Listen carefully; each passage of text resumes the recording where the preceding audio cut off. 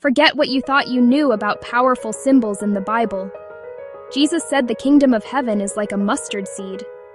To his audience, this was an ordinary, almost comically small seed, the tiniest a farmer would plant.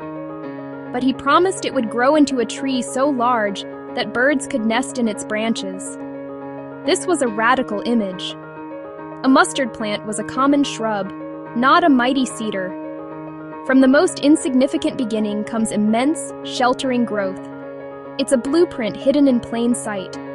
Your smallest act of faith, your tiniest good deed, contains the same shocking potential. In my kitchen, I'm reminded of this every day. These tiny seeds, when crushed, release an incredible, pungent power that transforms a dish. It's not about how you start. As Jesus said, "If ye have faith as a grain of mustard seed, ye shall say unto this mountain, Remove hence to yonder place, and it shall remove, and nothing shall be impossible unto you." Matthew 17:20. The question is, what will you grow? Subscribe for more reflections from the kitchen.